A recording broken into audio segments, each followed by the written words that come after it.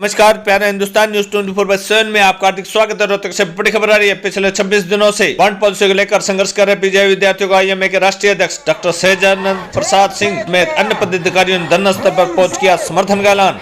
IMA के राष्ट्रीय अध्यक्ष डॉक्टर सहजानंद प्रसाद सिंह ने कहा, जरूरत आने पर देश भर के चिकित्सक छात्रों के समर्थन में कठोर निर्णय भी लेने को हैं तैयार। बॉन्ड पॉलिसी वापस लिए जाने तक प्रदेश के अलग अलग जिलों में आईएमए के सदस्य शुरू करेंगे कर्मिक भूख हड़ताल। शनिवार को 2 और विद्यार्थियों समेत 3 अनशनकारियों की बिगड़ी तबियत। भूख हड़ताल में बैठे 12 नए विद्यार्थी। पीजीआई के कुलपति डॉक्टर अनिता सक्सेना ने अनशनकारी छात्रों से अनशन के बजाय कर्मिक अनशन शुरू करने का किया अनुरोध। पीजीआई के प्रधान डॉक्टर अंकित गुलिया ने कहा, हड़ताल पर वे जरूर है, लेकिन गंभीर मरीजों को दिया जा रहा है इलाज, शेष सभी स्वास्थ्य सेवाएं रहेंगी बाधित। जींद में हुए सड़क हादसे में घायल बच्चों का हमने ही किया है इलाज।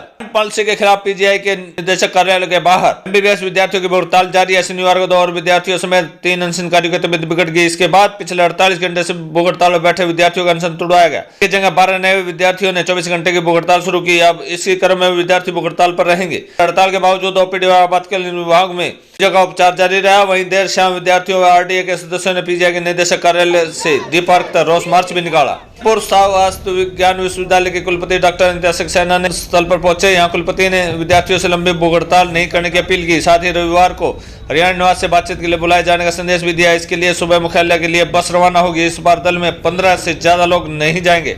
विद्यार्थियों की भूख हड़ताल को चिकित्सकों का भी समर्थन मिलना जारी है। इसके चलते डॉक्टर हड़ताल पर रहे। शनिवार को पीजीआई में मरीजों के आने जाने का सिलसिला जारी रहा। वार्डों में मरीजों को छुट्टी कर उन्हें घर भेजा गया।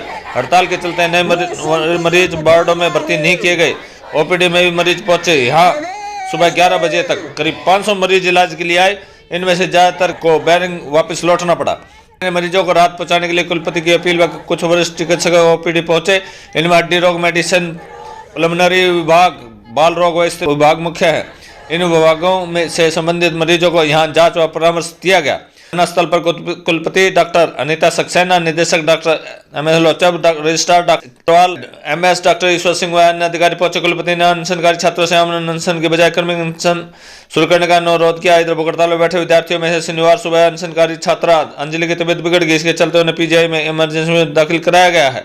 पीजीआई में पिछले 26 दिनों से संघर्ष विद्यार्थियों को इंडियन मेडिकल एसोसिएशन ने भी अपना समर्थन दिया। एसोसिएशन की राष्ट्रीय टीम ने शनिवार को अनशन स्थल पर पहुंचकर समर्थन की घोषणा की। आईएमए के राष्ट्रीय अध्यक्ष डॉक्टर सहजानंद प्रसाद सिंह, राष्ट्रीय सचिव डॉक्टर लेले, राज्य अध्यक्ष डॉक्टर पुनीत हसीजा, पूर्व राज्य अध्यक्ष डॉक्टर कर्ण पुनिया, सचिव डॉक्टर दिव्या सक्सेना, के जूनियर डॉक्टर नेटवर्क के राज्य अध्यक्ष डॉक्टर कर्ण जोनेजा इस टीम में शामिल रहे। राष्ट्रीय अध्यक्ष ने आश्वासन दिया कि इस जंग में वे अकेले नहीं है। जरूरत पड़ने पर देश भर के चिकित्सक छात्रों के समर्थन में कठोर निर्णय लेने को तैयार है। डॉक्टर पुनीत हसीजा ने कहा कि आईएमए हरियाणा की क्षेत्रीय टीमें बॉन्ड पॉलिसी के वापस लिए जाने तक प्रदेश के अलग अलग जिलों में कर्मिक भूख हड़ताल कर बैठेंगी। पीजीआई के 10 छात्र पिछले 48 घंटे भूख हड़ताल पर रहे। आईएमए अध्यक्ष ने इनका अनशन खुलवाया। वहीं आरडीए प्रधान डॉक्टर अंकित गुलिया ने कहा कि बॉन्ड पॉलिसी का विरोध जारी है। हालांकि वे हड़ताल पर है, लेकिन गंभीर मरीजों को इलाज दिया जा रहा है। सभी स्वास्थ्य सेवाएं बाधित रहेंगी। चिकित्सक किसी भी स्वरूप में मरीजों को नहीं मरने देंगे। रोहतक से अनुप कुमार सैनी की विशेष रिपोर्ट।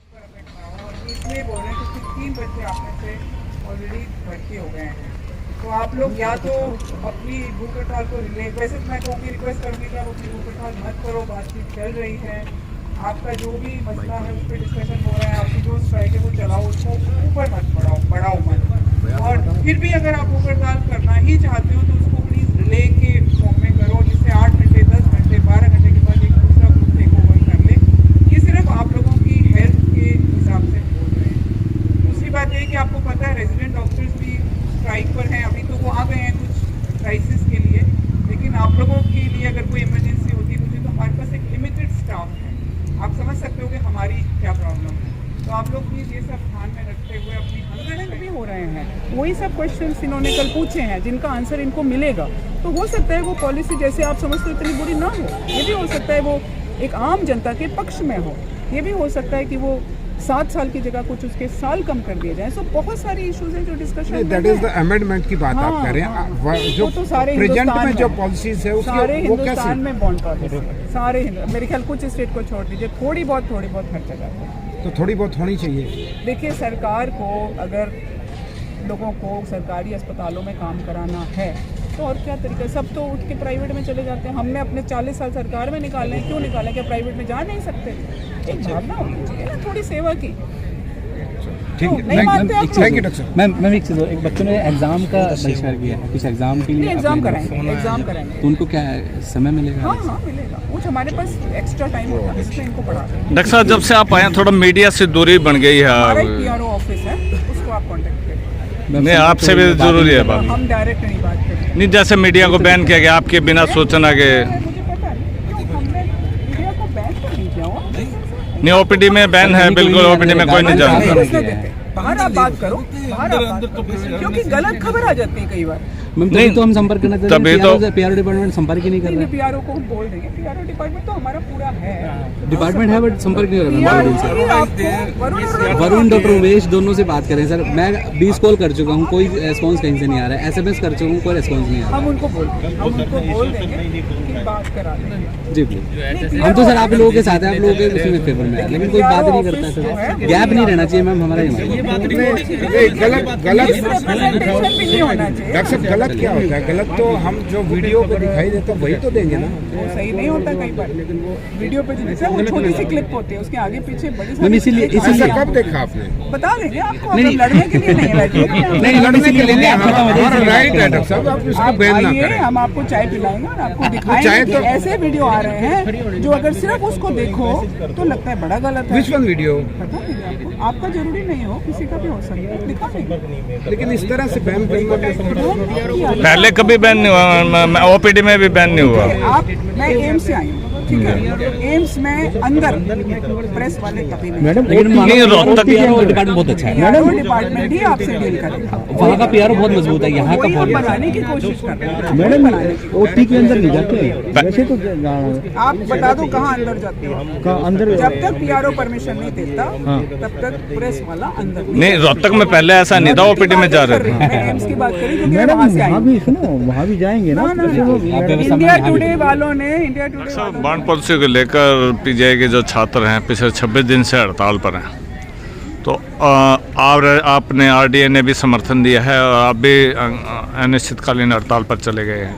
आज कुछ बसें का एक्सीडेंट हुआ जुलाना में, तो उसमें आपने क्या मदद की? सबसे पहले मैं ये कहना चाहूँगा कि आज सुबह बहुत ही है ना दुख समाचार प्राप्त हुआ सुबह उठते ही कि एक बस की टक्कर जुलाना में ट्रक के साथ टक्कर हो गई है।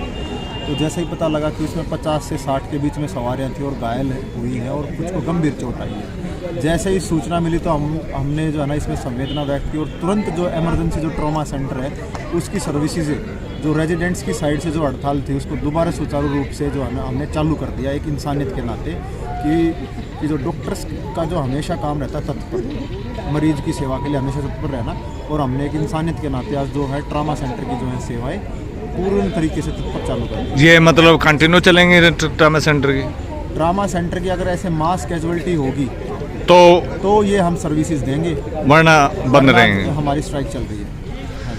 तो ये जो कल भी हुआ है, कल रमन को इसमें एडमिट कराया था, बता रहे हैं कि MS ने भी जो है उन्होंने एम्बुलेंस को फ़ोन किया, फ़ोन नहीं आई, मेडिकल टीम नहीं आई, आज आई है। देखो एक साइड तो डॉक्टर सोच रहे हैं कि जैसे ही सूचना मिली कि जुलाना में बस एक्सीडेंट हो गया तुरंत हमने टीम उतार दी ट्रॉमा सेंटर में। जी। दूसरी साइड हमारे 10 बच्चे जो कि अपना बलिदान देने के लिए बॉन्ड पॉलिसी के खिलाफ बैठे हैं, 10 बच्चे, 2 दिन में से कि 2 की तबीयत खराब हो गई थी।